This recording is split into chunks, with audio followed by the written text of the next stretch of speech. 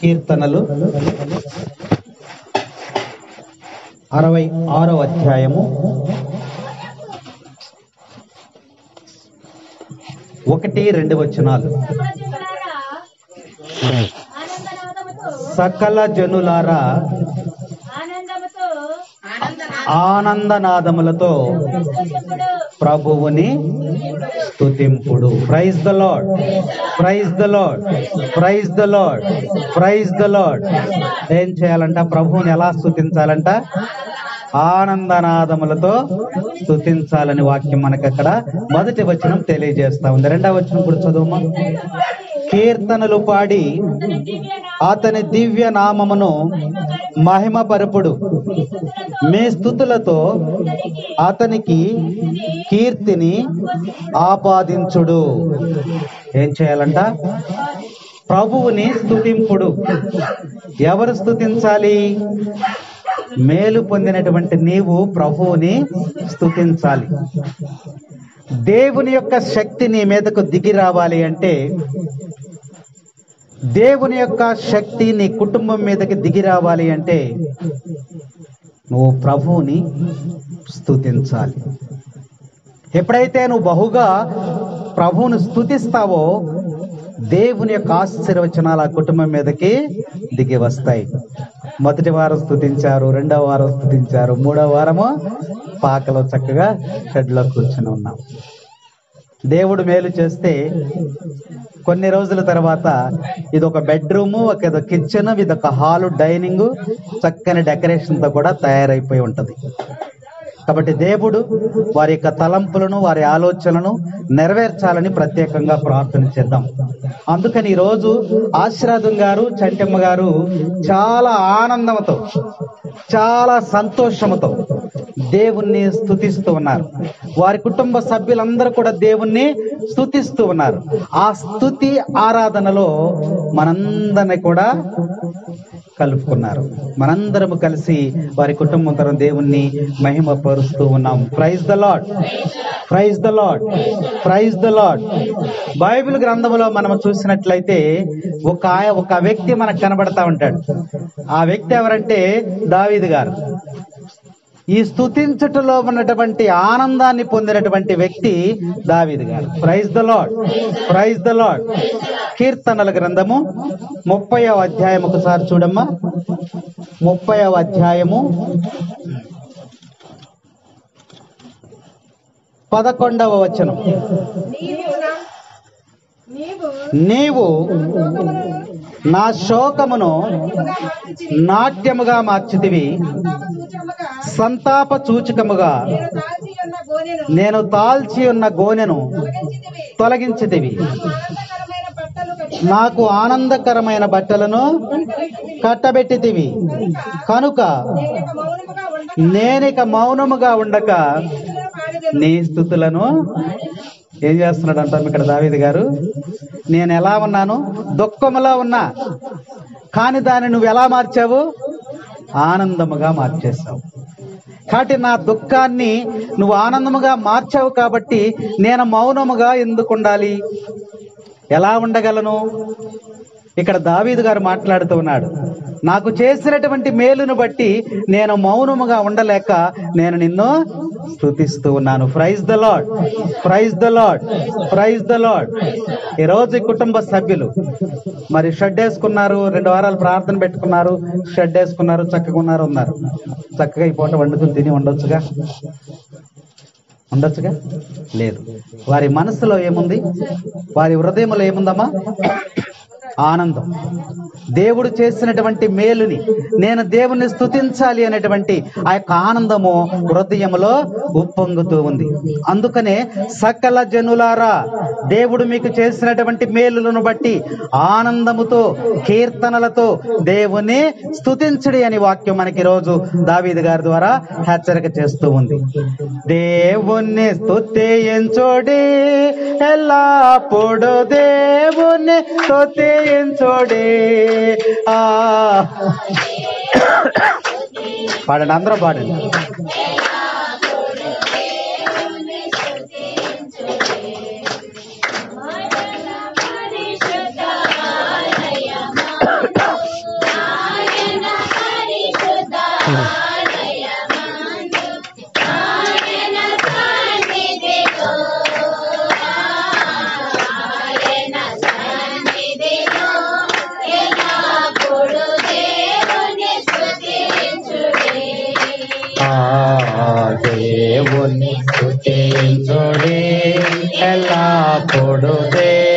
దేవుని స్తుతించుడి.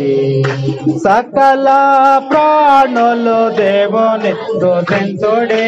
సకల ప్రాణులు యెహోవాను స్తుతించుడి.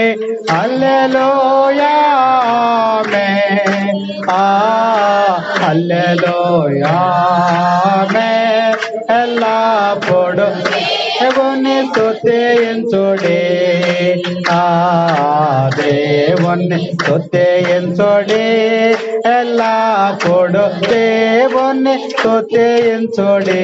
మీరందరూ కూడా లేచి నిలబడి ఇటు సర్దుకోండి, ప్లేస్ సర్దుకోండి. వెనకాల చాలా మంది వస్తున్నారు, సరిపోవట్లేదు.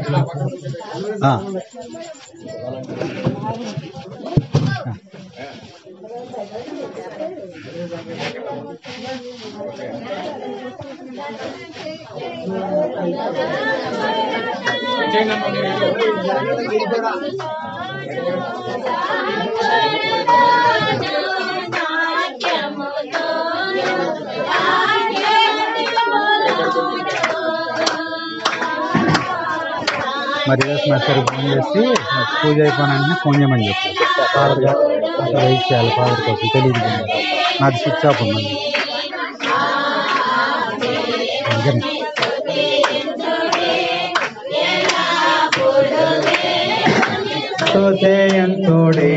Praise the lord, praise the lord. తండ్రి వందనం, తండ్రి స్తోత్రం, యేసువా వందనం, యేసువా స్తోత్రం. Praise the lord, praise the lord, praise the Lord. ఎవరమ్మప్పుడు స్తుతించుటలో ఆనందాన్ని కనుగొన్నటువంటి వారు ఎవరమ్మా? దావీదు గారిని మనం జ్ఞాపకం చేసుకుంటూ ఉన్నాం. ఏం చేస్తున్నాడో చూడండి.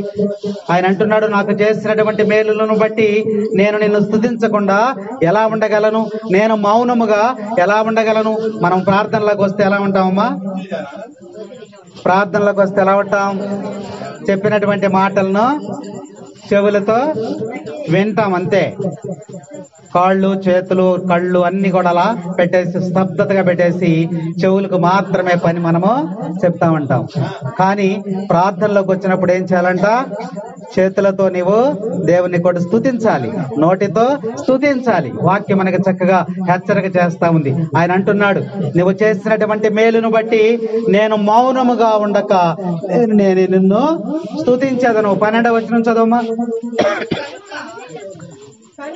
30:12. కనుక నేను మౌనముగా ఉండక నీ స్తుతులను పాడేదను. నా ప్రభువైన దేవా, నేను నీకు సదా వందనములు. మౌనంగా ఉండడంట ఆయన. ఎందుకు మౌనంగా ఉండడు? ఆయన హృదయములు ఏముంది? ఇంతకుముందు మౌనంగానే ఉన్నాడు. ఇంతకుముందు హృదయములు ఏముంది? 11వ వచనంలో ఉంది. ఏముంది హృదయంలో?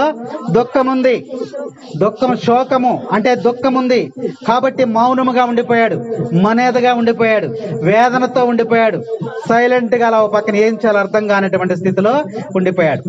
దేవుని ప్రార్థన చేసుకున్నాడు. ప్రార్థన చేసిన తర్వాత, దేవుణ్ణి వేడుకున్న తర్వాత ఆయన ఏం చేశాడమ్మా? ఆ యొక్క దుఃఖమును దేనిగా మార్చాడు? నాట్యముగా మార్చాడు. అందుకనే ప్రతి దావీదు గారిని తలుచుకున్నప్పుడల్లా ఏమొస్తుంది? దావీదు వాలే నాట్యమాడి తండ్రిని స్తుతించెదము. దావీదు వాలే నాట్యమాడి తండ్రిని స్తుతించెదము. ఏం చేశాడంట?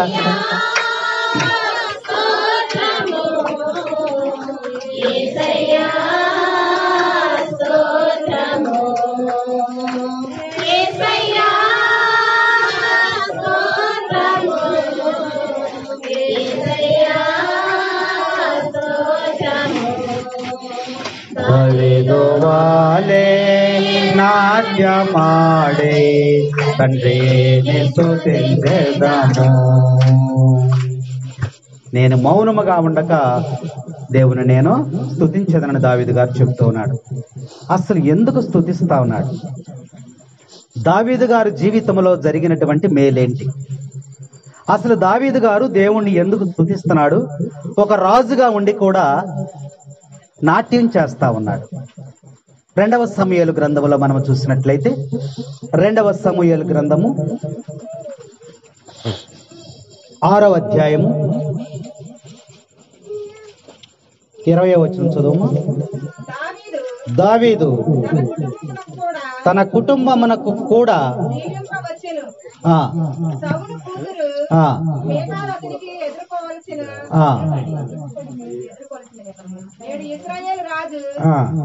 పద్నాలుగో వచనం చదువు. 14వ వచనం. రాజు యాజకులు ధరించు నారబట్ట తాల్చి యావే ముందు తన్మయుడై నాట్యమాడెను. ఎవరు నాట్యం చేసేది? ఎవరమ్మా? మందస్సమును ఊరేగిస్తూ ఉన్నారు అక్కడ. దివ్య మందస్సం. మందస్సం అంటే ఏంటి? దేవుడు నివాసం ఉన్నటువంటి స్థలము. అవునా? ఆ మందస్సమును ఊరేగించుకుంటూ తీసుకుని వస్తూ ఉంటే దావీదు గారు చూశారు. దావీదు గారు చూసి వెంటనే, రాజుగారు కాబట్టి ఏ వస్త్రాలు వేసుకుంటాడు? రాజ వస్త్రాలు వేసుకుంటాడు. అవునా? రాజవస్త్రాలనే కూడా తీసి పక్కన పెట్టి మామూలు వస్త్రాలు వేసుకుని ఆ మందస్సము ముందు ఏం చేస్తున్నాడు? నాట్యం చేస్తున్నాడు. మందస్సాన్ని నడిపిస్తున్నారు, ఎడ్ల బండి మీద నడిపిస్తున్నారు. అక్కడ అనేక మంది ప్రజలు ఉన్నారు. మన భాషలో చెప్పుకోవాలంటే ఊరేగిస్తున్నారు. అవునా? ఊరేగిస్తున్నారు. ఊరేగించేటప్పుడు ఎంతమంది జనం ఉంటారమ్మా? చాలా మంది జనము ఉంటారు. మరి ఒక రాజు అక్కడ చిందులేయొచ్చు, డాన్స్ వేయొచ్చా? మన ఆలోచన ప్రకారం వేయగలడా? మనసులో ఒకరు వేయాలని, డాన్స్ వేయాలని అనిపించిన రాజు రాత్రికాన్ని దిగొచ్చి అక్కడ నాట్యం చేయగలడా? చేయలేడు. ప్రజలు చూస్తూ ఉండగా ఆ దివ్య మందస్సాన్ని ఎప్పుడైతే దావీదు చూశాడో వెంటనే రాజవస్త్రాలు తీసి పక్కన పెట్టేసి వచ్చి దాని ముందు ఏం చేస్తున్నాడు? నాట్యం చేస్తున్నాడు, డాన్సులు వేస్తున్నాడు, చిందులు. పరవశించిపోయాడంట. ఆత్మవశుడైన రాయబడి ఉంది వాక్యంలో. అంటే లీనమైపోయాడు దేవునిలో. ఎందుకు అంత లీనమైపోయాడు? అయ్యా, నువ్వు నాకు చేసిన మేలును బట్టి నేను మౌనముగా ఉండలేను అని వాక్యంలో కీర్తనలు ఆయన చెబుతూ ఉన్నాడు. నా దుఃఖాన్ని ఎలా మార్చావు? ఆనందముగా మార్చావు. నేను స్తుతించకుండా ఎలా ఉండగలను? నేను నాట్యము చేయకుండా ఎలా ఉండగలను? దావీదు హృదయంలో వచ్చినటువంటి ప్రశ్న. అయ్యా, నువ్వు నా దగ్గరికి, నా ముందు నుంచి నువ్వు వెళ్తా ఉంటుంటే నిన్ను స్తుతించకుండా నేను ఎలా ఉండగలను అని దావీదు హృదయంలో ఒక ప్రశ్న వచ్చింది. ఎందుకు దావీదు స్తుతిస్తున్నాడు అని మనం ఆలోచన చేస్తే ప్రతి ఒక్క జీవితము కూడా దావీదు జీవితము లాగానే కనెక్ట్ అవుతుంది మనందరిది కూడా. బైబిల్ గ్రంథాన్ని మనం ఆది నుంచి అంతం వరకు కూడా మనం చదువుకుంటూ వెళ్తున్నట్లయితే ఎక్కడో ఒక చోట నీ జీవితానికి లింక్ అయి ఉంటుంది. అక్కడ ప్రతి ఒక్కరికి కూడా ఏదో ఒక సందర్భంలో ఇది నా గురించే రాశాడనే విధముగా గ్రంథములో లిఖించబడి ఉంది. కాబట్టి ఇక్కడ వాక్యంలో మనం చూసినట్లయితే దావీదు ఎందుకు నాట్యం చేస్తూ ఉన్నాడు? రాజుగా కాకముందు దావీదు ఏం చేసేవాడమ్మా? ఏం చేసేవాడు? గొర్రెలను కాసేవాడు. పేదవాడు. గొర్రెలను కాసుకుని జీవనాన్ని కొనసాగించేవాడు. ఆ గొర్రెలను కాస్తూ ఉన్నప్పుడు వాటి మీదకి ఎలుగుబంటి గాని, సింహము గాని ఇలాంటివి ఏమైనా వచ్చినప్పుడు ఏం చేసేవాడు? వాటి మీద పోరాడి వాటిని జయించి తన గొర్రెలన్నింటినీ కూడా సంరక్షించుకునేటువంటి స్థితిలో గొర్రెలను కాసుకుని జీవనాన్ని కొనసాగించేటువంటి దావీదుని దేవుడు ఎక్కడికి తీసుకెళ్లాడమ్మా? ఎక్కడికి తీసుకెళ్లాడు? రాజు వరకు తీసుకెళ్లాడు. అది జ్ఞాపకం వచ్చింది. రాజుగా ఎక్కడ కూర్చున్నాడమ్మా? ఆయన సింహాసనం మీద కూర్చున్నాడు. సింహాసనం మీద కూర్చుని ఆయన అనుకుంటున్నాడు, అయ్యో, నేను ఎక్కడో ఉండవలసినటువంటి వాడిని దేవుడు నన్ను అంచెలంచెలుగా ఎక్కడికి తీసుకొచ్చాడు? రాజుగా తీసుకొచ్చాడు. నేను సింహాసనం మీద కూర్చుని ఉన్నానే, కానీ రాజు ఇప్పుడు ఇంత రాజుగా నన్ను తీసినటువంటి దేవుణ్ణి నేను స్తుతించకుండా ఎలా ఉండగలను అని ఆ రాచరికా నుంచి కిందకి దిగి ఆ వస్త్రాలను కూడా పక్కన పెట్టేసి ఏం చేస్తున్నాడు? అక్కడ నాట్యము చేస్తున్నాడు. అందుకని అంటున్నాడు, ఇదిగో నన్ను ఈ స్థితికి చేర్చిన నిన్ను నేను స్తుతించకుండా ఎలా ఉండగలను? మరి ఈ కుటుంబాన్ని ఒకసారి మనం జ్ఞాపకం చేసుకుందాం. అలాగే మీ కుటుంబాలను మీరు జ్ఞాపకం చేసుకోనండి. మరి దేవుడు ఒకప్పుడు నీ స్థితి ఏంటి? ఒకప్పుడు నువ్వు ఎలాంటి ఇంటిలో ఉన్నావు? ఇప్పుడు ఎలాంటి స్థితిలో నువ్వు ఉన్నావు? ఒకప్పుడు జీవనము నీకు ఎలా ఉంది? ఇప్పుడు జీవనము నీకు ఎలా ఉంది? ఒకసారి నువ్వు జ్ఞాపకం చేసుకో.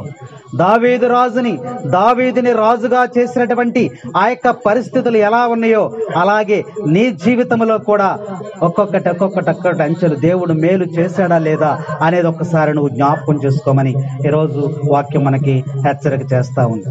దావీదు అంటున్నాడు, నేను ప్రభువుని స్తుతించకుండా మౌనముగా ఎలా ఉండగలను? ఒక ప్రశ్న. ఏంటి ఆ ప్రశ్నకు ఆయనకు వచ్చినటువంటి మొట్టమొదటి ఆలోచన ఏంటంటే, మొట్టమొదట గత కాలాన్ని జ్ఞాపకం చేసుకుంటూ ఉన్నాడు. నేను గొర్రెల కాపరిగా ఉన్నాను. ఇప్పుడు ఎలా ఉన్నాను నేను? ఇప్పుడు ఎలా ఉన్నాను? ఇప్పుడు ఎవరిని కాస్తున్నాను? ప్రజలను కాపరిగా ఉన్నాను. ఒకప్పుడు నేను గొర్రెలను కాసుకునేటువంటి వాడిని. ఎక్కడో అడవిలో కొండల్లో కోనల్లో ఉండి గొర్రెలు కాసుకునేటువంటి వాడిని. ఆ గొర్రెలు కాసుకునేటువంటి స్థితి నుంచి ఎక్కడికి తీసుకొచ్చాడు దేవుడు నన్ను? మనుష్యులను కాసేటువంటి కాపరిగా, రాజుగా తీసుకొచ్చాడు. నేను ప్రభువుని స్తుతించకుండా ఎలా ఉండగలను? దేవుడు నాకు ఎంత మేలు చేస్తే నేను ప్రభువుని స్తుతించకుండా ఎలా ఉండగలను? Praise the lord, praise the lord, praise the lord. తండ్రి వందనం, తండ్రి స్తోత్రం, యేసువా వందనం, యేసువా స్తోత్రం, ప్రైజ్ ద లార్డ్. దావీదు గారి యొక్క ఆలోచన మనందరికి కూడా ఒకసారి ఆలోచన రావాలి. నువ్వు మౌనముగా ఉంటే కుదరదు. అందుకని ఆయన అంటున్నాడు, నేను దావీదు గారు గొర్రెలు కాసేటప్పుడు చేతిలో ఏముండేదమ్మా? గొర్రెలు కాసేనికి ఏముంటది? కర్ర ఉంటుంది, అవునా? నా చేతిలో ఒక కర్ర ఉండేది. ఆ కర్రను పట్టుకుని గొర్రెలను కాసేవాడిని. కానీ ఈ రోజు నా చేతిలో ఏముంది? ఏముంది రాజుగారి చేతిలో? రాజదండం ఉంటది. ఏముందమ్మా? రాజదండం. మనకు బిషప్ గారు వస్తారు. బిషప్ గారు వచ్చినప్పుడు కింద పెట్టమ్మా, కింద పెట్టి నీ చేతి. బిషప్ గారు వస్తారు. బిషప్ గారి చేతిలో ఏముంటదమ్మా? అవునా? దండం ఉంటుంది. దావీదు గారికి మైండ్ లోకి వచ్చినటువంటి ఆలోచనలు మనం జ్ఞాపకం చేసుకోవాలి. నేను మౌనముగా ఉండక నేను నిన్ను స్తుతించదను. దానికి కారణాలు ఎత్తుక్కున్నాడు ఆయన. దేవుణ్ణి స్తుతించడానికి తనలోనే కారణాలను ఎత్తుక్కున్నాడు. దేవుడు నాకు ఇంత మేలు చేస్తే నేను స్తుతించకుండా ఎలా ఉండగలను? ప్రతిసారి ప్రశ్న వేసుకుంటున్నాడు ఆయన. దావీదు ప్రశ్న వేసుకుంటున్నాడు. ప్రశ్న వేసుకుని నేను ఇక్కడ కూర్చుంటే ఎలాగూ? ఇదిగో దేవుడు వస్తూ ఉన్నాడు, మందస్సము రూపంలో అక్కడికి వస్తూ ఉన్నాడు కాబట్టి నేను ఇక్కడ మౌనంగా ఎలా కూర్చోగలను? నాకు మేలు చేసింది ఆయనే కదా. గబగబా దిగొచ్చి ఆయన వెంటనే హృదయంలో ప్రశ్న వేసుకున్నాడు. నువ్వు ఎప్పుడన్నా ఒక ప్రశ్న వేసుకున్నావా? దేవుడు నాకు మేలు చేశాడు కాబట్టి ఈ ఆదివారం నేను దేవాలయానికి వెళ్ళాలి అని నువ్వు ఎప్పుడన్నా ప్రశ్న వేసుకున్నావా? దేవుడు నాకు మేలు చేశాడు కాబట్టి నేను మౌనముగా ఉండకుండా దేవుని నేను స్తుతించాలి అని నువ్వు ఎప్పుడన్నా ప్రశ్న వేసుకున్నావా? దావీదు గారు ప్రశ్న మనకి ఇక్కడ చక్కగా మనకి తేటతెల్లముగా తెలియచేయబడుతూ ఉంది. దావీదు గారు అనుకుంటున్నాడు, నేను గొర్రెలు కాసుకునేటప్పుడు డిస్టర్బెన్స్ ఉంది, వాళ్ళే కూర్చుంటారు వదిలి, మధ్యలో కొంచెం దారి వదిలితే కొన్ని వచ్చిన వాళ్ళు ఇటు అన్న వస్తారు.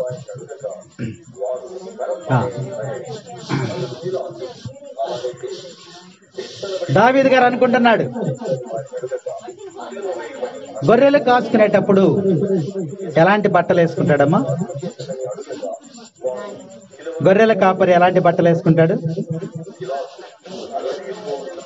కాటన్ బట్టలు లేదా మన పాత బట్టలు వేసుకుని గొర్రెలని మీరు చూసారు కదా, గొర్రెల కాపరులని చూసారా?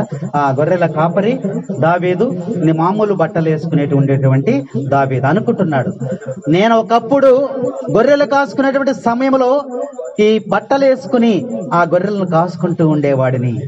ఈ రోజు నా బట్టలు ఎలా ఉన్నాయమ్మా? ఏం వేసుకుంటున్నాడు? రాజవస్త్రాలు. కాబట్టి ఆ బట్టలు తొలగించి నాకు ఒంటి మీదకి రాజవస్త్రాలను ఇచ్చింది ఎవరు? నా దేవుడు కదా. నేను స్తుతించకుండా ఎలా ఉండగలను? ఈ వాక్యము నిన్నేమన్నా ప్రేరేపణ కలగజేస్తుందేమో ఒకసారి నువ్వు ఆలోచన చెయ్యి. దేవుడు నీకెప్పుడైనా మేలు చేసాడేమో ఒకసారి నువ్వు జ్ఞాపకం చేసుకో. ఒకప్పుడు నీ జీవితం ఎలా ఉంది, ఇప్పుడు నీ జీవితం ఎలా ఉంది? ఒకసారి దావీదుకు చేసినట్లుగా నీకు కూడా దేవుడు మేలు చేసి ఉన్నాడు. కానీ దావీదు అంటున్నాడు, ప్రశ్న వేసుకుంటున్నాడు ఆయన. మనం కూడా అలాగే ప్రశ్న వేసుకోవాలి. దేవుడు నాకు ఈ మేలు చేశాడు కాబట్టి నేను మౌనముగా ఎందుకు ఉండాలి? నేను ఆయన స్తుతిస్తాను అని చెప్పి ప్రభువుని స్తుతించడానికి నువ్వు ముందడుగులో ఉండాలని ప్రభు ఈ రోజు వాక్యంలో మనకి హెచ్చరిక చేస్తూ ఉన్నాడు. దావీదు గారిని బట్టి ఆయన ఇంకా అనుకుంటున్నాడు, గొర్రెలు కాసేటప్పుడు దావీదు తలకేం కట్టుకున్నాడమ్మా? గొర్రెల కాపరి ఏం కట్టుకుంటాడు? కండవ తలగొడ్డకు చుట్టుకుని అక్కడ కూర్చుని ఉంటాడు. ఆయన అనుకుంటున్నాడు ఆయన మనసులో, నేను ఒకప్పుడు ఆ కొండగుట్టల దగ్గర కూర్చుని తలకి గుడ్డ కట్టుకుని ఆ ఎండ నుండి లేదా ఆ చెట్టు దగ్గర కూర్చుని ఉండేవాడిని. కానీ ఇప్పుడు నేనేం పెట్టుకున్నాను? తలకి రాజుగారు ఏం పెట్టుకుంటారమ్మా? కిరీటము. కాబట్టి నాకున్నటువంటి తలగుడ్డనంతా కూడా తీసివేసి నా తలకు ఒక కిరీటాన్ని ఇచ్చినటువంటి దేవుని స్తుతించకుండా ఎలా ఉండగలను? ఆయన హృదయంలో వచ్చినటువంటి ప్రశ్నలను మనము ఆలోచన చేయాలి. మొట్టమొదటి ప్రశ్న ఏమొచ్చింది ఆయనకి? మొట్టమొదటి ఏమొచ్చింది? వినలేదా? మొట్టమొదటి ఏం ప్రశ్న వచ్చిందమ్మా ఆయనకి? నేను గొర్రెలు కాసుకునేటువంటి వాడిని కదా, ఇప్పుడు నేను ఆ రాజుగా ప్రజలను కాస్తూ ఉన్నాను, నేను స్తుతించకుండా ఎలా ఉండగలను? తర్వాత రెండవ ఆలోచన ఏమొచ్చిందమ్మా? నా చేతిలో ఒక కర్ర ఉండేది, దాంతో గొర్రెలు కాసేవాడిని. కానీ ఇప్పుడు నా చేతిలో ఏముంది? రాజదండం ఉంది. నేను దేవుణ్ణి స్తుతించకుండా ఎలా మౌనముగా ఉండగలను? మూడవది వచ్చి ఏమొచ్చిందమ్మా ఆయనకు ఆలోచన? నేను వేసుకున్నటువంటి వస్త్రాలను జ్ఞాపకం చేసుకుని, ఈ రోజు నేను ఏ వస్త్రాలు వేసుకున్నాను? రాజవస్త్రాలు వేసుకున్నాను. నేను ప్రభువుని స్తుతించకుండా ఎలా ఉండగలను? నేను తలకి గుడ్డ కట్టుకుని అక్కడ ఉండేవాడిని, ఈ రోజు నేను తలకి కిరీటాన్ని పెట్టుకుని ఉన్నాను. కాబట్టి నేను ప్రభువుని స్తుతించకుండా ఎలా ఉండగలను? Praise the lord, praise the lord, praise the Lord. ఇంకేమన్నాయమ్మా దావీదుకు వచ్చిన ఆలోచనలు? గొర్రెల కాపరి ఆహారం ఏం తింటాడు? పొద్దుట వెళ్ళేటప్పుడు ఏం చేస్తాడు? ఒక టిఫిన్ లో చద్దనమో లేకపోతే వేడన్నమో. ఇప్పుడు చద్దన్నాలు ఎవరు తింటున్నారులే, పొద్దుట 6 గంటలకే వేడన్నం పెట్టేసి అప్పుడంటే చద్దన్నం. కాబట్టి అన్నం పెట్టేసేసుకుని టిఫిన్ పట్టుకుని చక్కగా వెళ్ళిపోయేటువంటి వాడు. ఒకప్పుడు నేను అలాంటి అన్నాన్ని తినేటువంటి వాడిని. ఇప్పుడేం తింటున్నాను నేను? రాజభోజనం. ఒక పెద్ద టేబుల్, దాని మీద రకరకాలైన రుచికరమైనటువంటి ఆహార పదార్థాలతో రాజభోజనం చేస్తూ ఉన్నాను. ఎంతటి ఆహారాన్ని ఇచ్చినటువంటి దేవుని నేను స్తుతించకుండా ఎలా ఉండగలను? ఆలోచన చూడండి.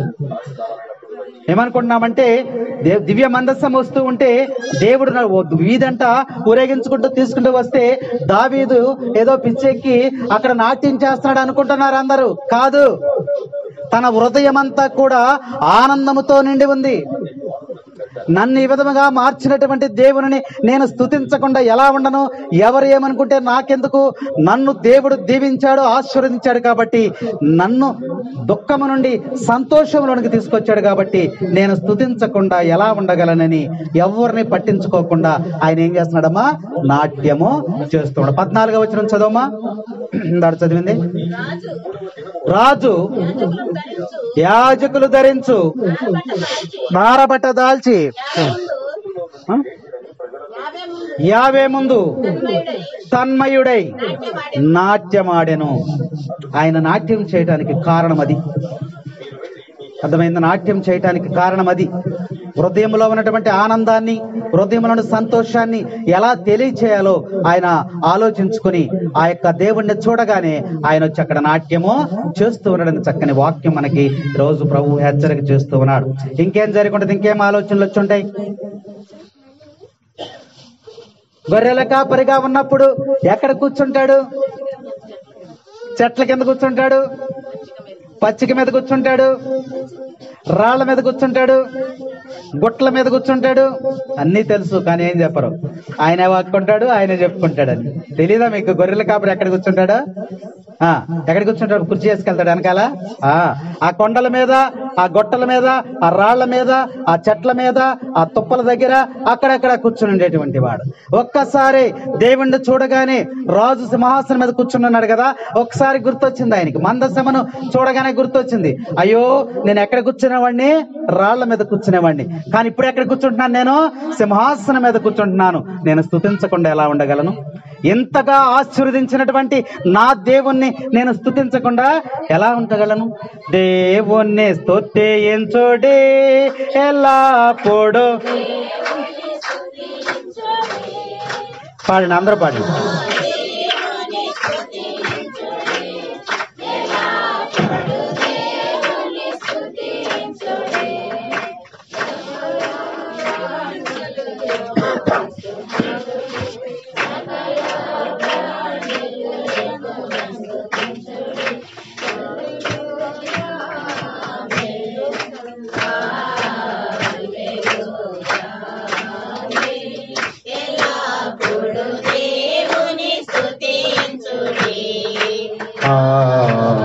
దేవుని స్తుతించుడి ఎల్లప్పుడూ దేవుని స్తుతించుడి. Praise the lord, praise the lord. తండ్రి వందనం, తండ్రి స్తోత్రం, యేసువా వందనం, యేసువా స్తోత్రం. Praise the lord. ఈరోజు మరి దేవుని ఎందుకు స్తుతి ఆరాధన ఏర్పాటు చేశారు? మరి ఆశీర్వాదం గారు, చంటం గారు చెప్తారు, సాక్ష్యంలో చెప్తారు. దావీదు గారికి వచ్చినటువంటి ప్రశ్నలే వారికి కూడా హృదయంలో వచ్చి ఉంటాయి, లేకపోతే ఈ ఆరాధన జరిగేది కాదు. దావీదు గారికి వచ్చినటువంటి ఆలోచన వారికి కూడా వచ్చిందని మనం ఈ యొక్క స్తుతి ఆరాధన బట్టి మనం తెలుసుకోగలుగుతున్నాం. ఇంకా దావీదు గారికి ఏమైనా వచ్చి ఉంటాయి అంటారు? ఇంకా ఆలోచనలు మీకు తెలిసి, మీకు చేసిన మేలులన్నా జ్ఞాపకం చేసుకోండి. దావీదు గారు జ్ఞాపకం చేసుకునే అన్ని గ్రంథములో చక్కగా ఉన్నాయి. ఏం చెప్పులు వేసుకునేవాడమ్మా? గొర్రెల కాపరి ఏం చెప్పులు వేసుకుంటాడు?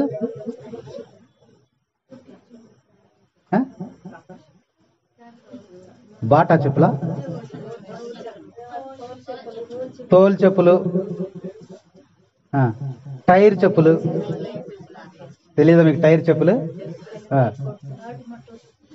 తాటి మట్ట చెప్పులు, తాటి మట్టలతో చెప్పులు. ఇంకా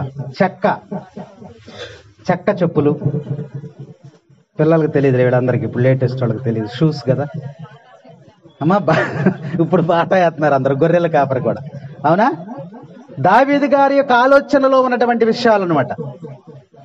నేను ఒకప్పుడు ఎలాంటి చెప్పులు వేసుకునేటువంటి గొర్రెల వెనకాల తిరిగేవాడిని, కానీ ఈ రోజు నేను ఎలాంటి వేసుకున్నాను?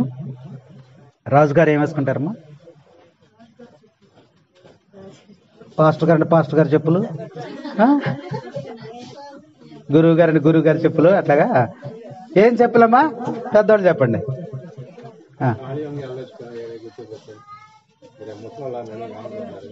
రాజుగా గొర్రెల కాపరి వేసుకునే చెప్పులు మనకు తెలిసినాయి. రాజుగారు ఏం చెప్పులు వేసుకుంటారమ్మా?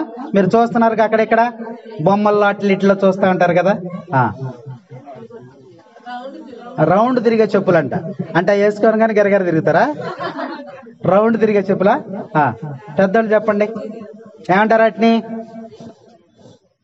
పాంకోళ్ళు, అంతేనా? ఏమంటారు వాటిని? పాంకోళ్ళు అంటారు. రాజుగారు వేసుకునేటువంటి చెప్పుల్ని పాంకోళ్ళు అంటారు. ఇప్పుడు దావీదు గారు ఆలోచన చేస్తున్నారు, గొర్రెలు కాసేటప్పుడు నేను ఎలాంటి చెప్పులు వేసుకునేవాడిని? ఈ రకంగా ఉంది. ఇప్పుడు నా పరిస్థితి ఎలా ఉంది? గొప్ప ఖరీదైనటువంటి పాంకోళ్ళు చెప్పులు నేను వేసుకుని ఉన్నానంటే ఎంత మేలు చేసినటువంటి దేవుణ్ణి నేను స్తుతించకుండా ఎలా ఉండగలను? ఆలోచనలు. ఊరికే నాట్యం చేయట్లేదు ఆయన, ఊరికే లోపల ఆనందం రావట్లేదు ఆయన. దేవుని నుంచి మేలులు పొందాడు కాబట్టి ఆ ఆనందం ఉప్పొంగుతా ఉంది. అందువలన అక్కడికి వచ్చి నాట్యం చేస్తున్నాడని వాక్యం మనకి చక్కగా హెచ్చరిక చేస్తా ఉంది. ఇంకేం వేసుకున్నాడమ్మా? గొర్రెల కాపరిగా ఉన్నప్పుడు రావట్లేదేం ఆలోచన? గొర్రెల కాపరిగా ఉన్నప్పుడు ఎలాంటి ఇంటిలో ఉండి ఉంటాడు? పూరిల్లు, చిన్నిల్లు. ఒకసారి మీ ఇల్లుని జ్ఞాపకం చేసుకోండి. ఒకప్పుడు ఎలాంటి ఇంటిలో నువ్వు ఉన్నావు? ఇప్పుడు ఏ రకమైనటువంటిలో నువ్వు ఉంటున్నావు? ఇది దేవుడు చేసిన మేలు కాదా? నీకెందుకు రాదు ఆలోచన? దావీదు గారికి ఎందుకు వచ్చింది?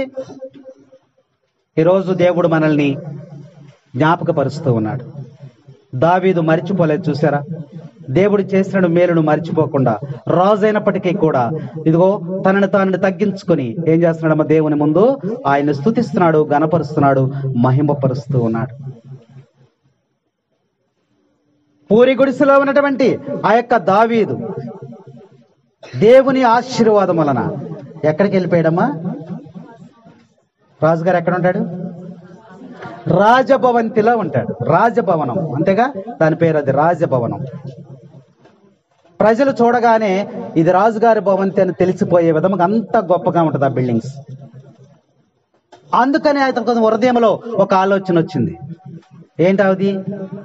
నా హృదయం నిన్నే స్తుతించుచున్నదే, చేసినావు నీవు గొప్ప కార్యముల్. నా హృదయం నిన్నే స్తుతించుచున్నదే, చేసినావు నీవు గొప్ప కార్యముల్. దావీదులో ఉన్నది అది. అయా, నాకు గొప్ప కార్యాలు చేశావు, నా జీవితంలో నేను చూడనటువంటి కార్యాలు చేశావు, నేను ఊహించనటువంటి కార్యాలు చేశావు. ఇదిగో గొర్రెల కాపరిగా ఉన్న నేను, పూరి గుడిసెలో ఉన్నటువంటి నేను ఇప్పుడు ఎక్కడ ఉంటున్నానమ్మా? రాజభవంతిలో ఉంటున్నాను. కాబట్టి నేను మౌనముగా ఉండకుండా, నిన్ను స్తుతించకుండా నేను ఎలా ఉండగలను అని ఆ రాజ సింహాసనం దిగొచ్చి కిందకు వచ్చి దేవుణ్ణి స్తుతిస్తూ ఉన్నాడు. ఇంకేమైనా ఉన్నాయి అంటారా?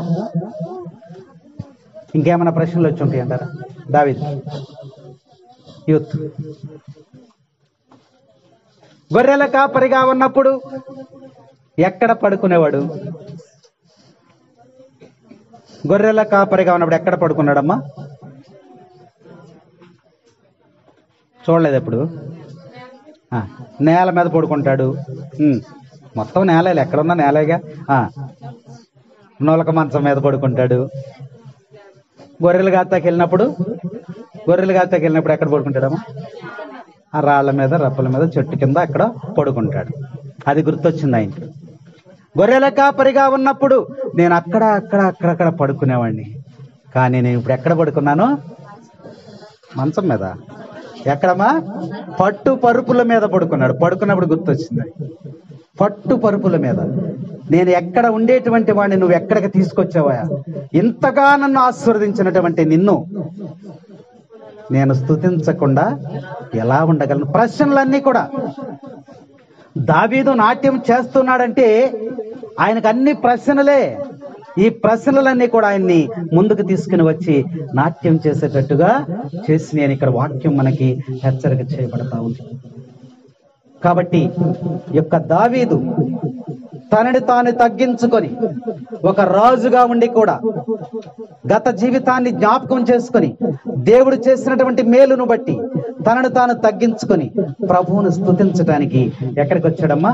ఆ యొక్క మందసం ముందుకొచ్చి చక్కగా అక్కడ నాట్యము చేస్తూ ఉన్నాడు. ఎంత ఉందో అందరూ నాట్యం చేయటములో గూఢార్థము ఎంత ఉంది. కాబట్టి నీ పరిస్థితి వాక్యంలో మనం చూసుకున్నట్లయితే ఇక్కడ మన పరిస్థితి ఏంటని దేవుడు మనల్ని ప్రశ్నిస్తూ ఉన్నాడు. నీ హృదయంలో దేవుని స్తుతించాలి అనే ఆలోచన గాని, ప్రశ్న గాని ఎప్పుడన్నా వచ్చిందా? అయా, నీ ఎడల నేను మౌనముగా ఉంటున్నాను, నిన్ను నేను స్తుతించలేకపోతూ ఉన్నాను అనే ప్రశ్న అన్న మనకి ఎప్పుడైనా వచ్చిందా? వచ్చింది ఎప్పుడన్నా? వచ్చినప్పుడు ఏం చేయాలమ్మా? ఏం చేయాలి? దేవుణ్ణి స్తుతించాలి. విశ్రాంతి దినమును పరిశుద్ధముగా ఆచరించడానికి నువ్వు దొంగతనము చేయకుండా మరి ఉంటున్నావా? ఆ ఆదివారమే మనకు అనేకమైనటువంటి పనులు. ఆ ఆదివారమే దేవుణ్ణి స్తుతించడానికి నువ్వు దేవాలయానికి వెళ్తూ ఉన్నావా? దేవుడు చేసినటువంటి మేలులన్నీ కూడా నువ్వు జ్ఞాపకం చేసుకోవాలి. దావీదులాగా జ్ఞాపకం చేసుకున్నప్పుడు నీ హృదయంలో ఆనందం, సంతోషం. ఈరోజు మరి ఆశీర్వాదం గారు చంటమ్మ గారి హృదయం నిండా కూడా ఆనందం. వారి కుటుంబ సభ్యులందరూ కూడా ఎంతో సంతోషం. మిమ్మల్ని అందరినీ కూడా పిలిచి భోజనాలు పెట్టుకోవాలని ఎంతో తపన పడిపోతున్నారు 3 వారాల నుంచి. ఎందుకంత ఆనందం వాళ్ళకి ఎందుకు వచ్చింది? ఎప్పుడూ లేదు కదా. దేవుడు ఒక గొప్ప మేలునే వారికి దయచేశాడు. దేవుడు నాకు చేసినటువంటి ఈ మేలును బట్టి నేను నిన్ను స్తుతించకుండా ఉండలేకపోతూ ఉన్నానని ఈరోజు ఆరాధన పెట్టుకున్నారు. అందుకని వాక్యం మనకి హెచ్చరిక చేస్తా ఉంది దావీదు గారి జీవితాన్ని బట్టి. చూసిన మనం ఒక వాక్యం చూద్దాం. 16వ వచనం చదువుమా. 2వ సమూయేలు. మందసము నగర ప్రవేశించుచుండగా సౌలు కూతురు మేకాలు గవాక్షము నుండి చూచెను.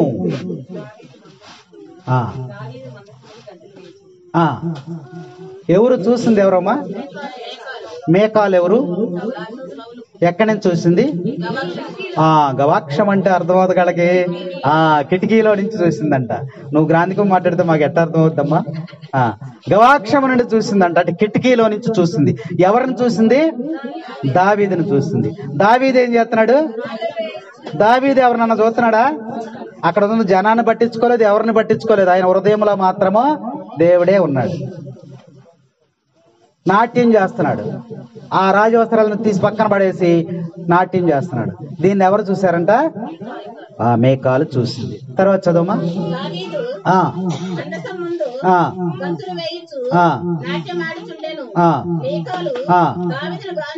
దావీదును చూచి యావగించుకొని అతనిని చిన్న చూపు చూసెను.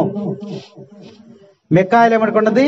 ఈడే రాజు అయ్యుండి ఇక్కడ చిన్న పిల్లలాగా చిందులేస్తున్నాడు అని చిన్న చూపు చూసింది. అవమానపరిచింది, హేళన చేసింది, గేలి చేసింది. కానీ దావీదు ఏమీ కూడా పట్టించుకోలేదు. వాక్యం చక్కగా మనకి హెచ్చరిక చేస్తా ఉంది. అంటే దేవుణ్ణి స్తుతించుటలో మేకాలు వెనకబడిపోయింది. మనలాంటి స్థితిలో ఉండిపోయి ఉంటుంది. కొంతమంది ప్రార్థన చేసేటువంటి వాళ్ళని కూడా హేళన చేస్తూ ఉంటారు. స్తుతి ఆరాధన చేసే వాళ్ళని కూడా హేళన చేస్తూ ఉంటారు. ఇప్పుడు దావీదు నాట్యం చేస్తున్నాడు, పాటలు పాడుతూ నాట్యం చేస్తూ ఉన్నాడు. అక్కడ నాట్యం చేస్తూ ఉన్నప్పుడు మేకాలు ఆయన్ని అవమానిస్తూ ఉంది, హీనంగా చూసింది. రాజేంటి ఇక్కడ నాట్యం చేయటం ఏంటి, సిగ్గు లేదా అన్నట్టుగా ఆమె మనసులో ఊహించుకుంది. కానీ దావీదు మాత్రము ఏమనుకున్నాడు? మేలు చేసినటువంటి నా దేవుని నేను స్తుతిస్తాను అనే ఒక నిర్ణయంతో ఆయన నాట్యము చేస్తూ ఉన్నాడు. చూడమ్మ అక్కడ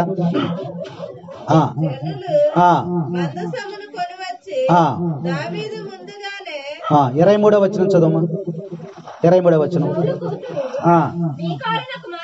మేకాలునకు మాత్రము చనిపోవు వరకు బిడ్డలు కలుగలేదు. ఆమెకి శాపం వచ్చింది.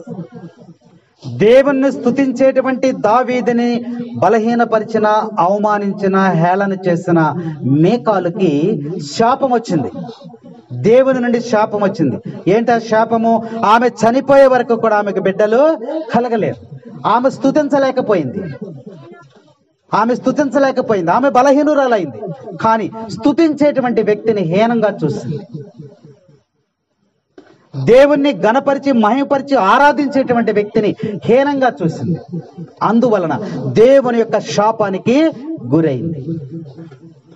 దీన్ని బట్టి మనకేమర్థమవుతుంది? ప్రార్థన చేసే వాళ్ళని ఏం చేయాలి? చేయనివ్వాలి. స్తుతించే వాళ్ళని స్తుతింపనివ్వాలి. హేళన చేయకూడదు, అవమానించకూడదు, గేలి చేయకూడదు. ఇదిగో చూడు, మేకాలకు వచ్చినటువంటి శాపం. కాబట్టి వాక్యం మనకి ఈరోజు చక్కని వాక్యాన్ని మనకి హెచ్చరిక చేస్తా ఉంది. దేవుని స్తుతించండి అన్నప్పుడు, చప్పట్లు కొట్టన్నప్పుడు కొడతారమ్మ మనోళ్ళు, కొడతారు. చప్పట్లు కొట్టండి అన్నప్పుడు ఫస్ట్ కొడతారు, తర్వాత ఏం చేస్తారు? తర్వాత ఏ చప్పట్లు కొడతారు? చప్పని చప్పట్లు. తర్వాత ఏం కొడతారు? చప్పని ఉంటారు. చప్పట్ల కొర ఆరోగ్యం ఉంది తెలుసా? ఉందా? దేవుని స్తుతించుటలో నీకు ఆరోగ్యం ఉంటుందంటే అందులో చేతిలో కూడా మన అవయవాలన్నీ నాడులు ఉంటాయి. గుండె, ఊపిరితిత్తులు, ఉదరము, కళ్ళు, చెవులు, నాడులు, కిడ్నీలు, అన్నిటికి సంబంధించిన నాడులన్నీ కూడా అరచేతిలో ఉంటాయి. నువ్వు ఎప్పుడైతే ఇట్లా కొడుతున్నావో అవన్నీ కూడా స్పందిస్తాయి. స్పందించి అందుకనే స్తుతించినటువంటి వారు మంచి యాక్టివ్గా ఉంటారు. స్తుతించలేనటువంటి వాడు ఎట్లుంటాడమ్మా? అదే కారణం. ఇందులో దేవుని యొక్క వాక్యరీతిగాను లోకరీత్యా మనం చూసుకున్న ఈ అరచేతులలో మన శరీరానికి సంబంధించిన నాడులన్నీ కూడా ఉంటాయి. ఇవి మనం ఒకదాన్ని ఒకటి టచ్ చేసి అలా శబ్దం చేసి కొడుతూ ఉన్నప్పుడు అవన్నీ కూడా స్పందిస్తాయి.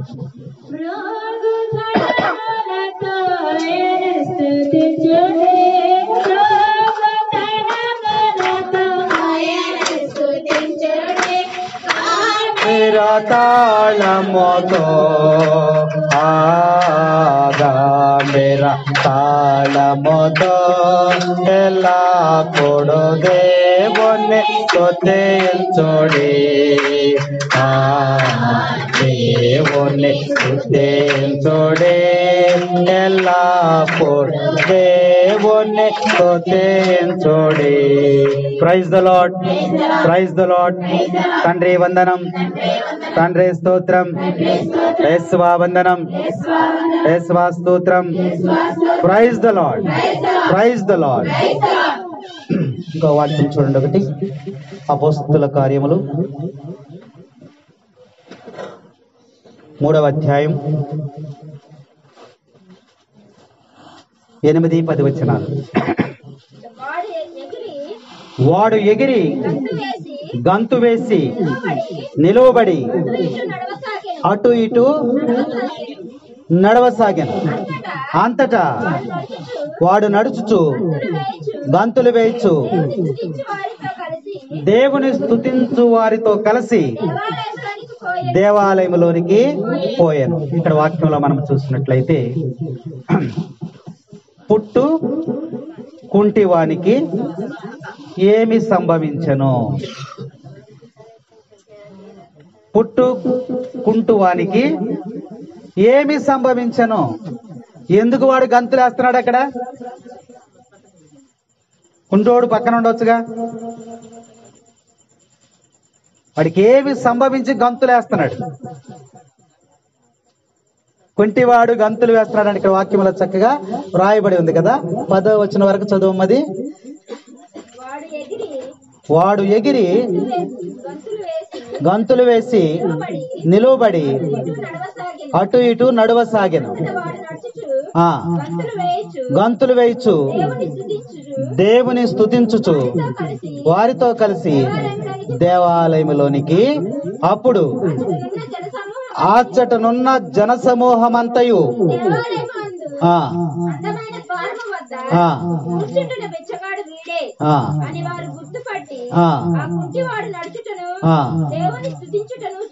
చూచిరి, జరిగిన దానిని గూర్చి విస్మయం పొంది. చాలు. ఇక్కడ వాక్యంలో మనం చూసినట్లయితే ఈ పుట్టిగుడ్డి వానికి కుంటివానికి ఏమి సంభవించెను? ఎందుకు గంతులేస్తున్నాడు? అంతేనా? ఆనందంతో కాళ్ళు వచ్చినాయా? కాళ్ళు వచ్చినాయి ఆనందం వచ్చిందా? అంతేనా? వాక్యంలో మనం చూసినట్లయితే చక్కగా ఇక్కడ వాక్యం మనం ధ్యానం చేసుకుందాం. పుట్టుకుంటూ వానికి ఏమి సంభవించినంటే, పుట్టుకుంటివాడు నడవలేనటువంటి స్థితి. అతను ఏమనుకునేవాడు? ఎప్పుడు ఏమనుకుంటాడు? అందరూ మనం నడుచుకుంటూ వెళ్ళిపోతుంటే అక్కడ కూర్చుని ఏమనుకుంటాడు? ఒక ఆలోచన, మన ఆలోచన. కుంటివాడు అక్కడే ఉన్నాడు, మనందరం నడుచుకుంటూ వెళ్తున్నాం. అతను ఏమనుకుంటాడు? నాకు కూడా కాళ్ళుంటే వాళ్ళందరూ చక్కగా నడిచి వెళ్తున్నాడు అనుకుంటాడా? లేకపోతే దేవుడా నువ్వు వాళ్ళకి కాళ్ళు ఇచ్చావు, నాకు కాళ్ళు ఇవ్వలేదు, వాళ్ళకి కూడా కాళ్ళు తీసే అంటాడా? అంటారు. ఇప్పుడు అట్లాగే అంటారు. ఒక ఇద్దరు ప్రార్థన చేస్తున్నారంట. ప్రార్థన కూడా స్వార్థమే. నిజమేనా? స్వర్ణమేనా? అది నువ్వు నాశనం అయిపోవాలి, మేము బాగుండాలి. అవును, అవునా? ఇద్దరు వ్యక్తులు ప్రార్థన చేస్తున్నారు. వాళ్ళిద్దరికి ఒకడంటే ఒకడికి పడతల్లా, కానీ ప్రార్థన చేస్తున్నారు. ప్రార్థనలో ఏది అడిగితే అది దేవుడు ఇస్తూ ఉన్నారు కాబట్టి ఈరోజు మరి యొక్క కుటుంబంలో జరిగినటువంటి యొక్క రాజుకు దావీదు ఏమి సంభవించునో అది మనము కొద్దిసేపు మనం ధ్యానం చేసుకున్నాము. ఆ దావీదు ఏ విధముగా తనకు జరిగినటువంటి మేలుని జ్ఞాపకం చేసుకుని దేవుని స్తుతించటానికి ఎలా వచ్చాడో అలాగే ప్రతి వ్యక్తి కూడా, కుటుంబం కూడా కాదు, ప్రతి వ్యక్తికి కూడా దేవుడు మేలు చేసి ఉన్నాడు. కాబట్టి ఆ మేలుని ప్రతిదినం కూడా జ్ఞాపకం చేసుకుని ఆయన ముందు మోకరించి మరి కృతజ్ఞతలు తెలియచేయాలని ఈరోజు ఈ యొక్క చిన్న వాక్యం దావీదు గారి ద్వారా దేవుడు మనకి తెలియజేశాడు. దేవుడి చిన్న వాక్యమును దీవించును గాక. పిత, పుత్ర, పవిత్రాత్మ నామమున ఆమేన్.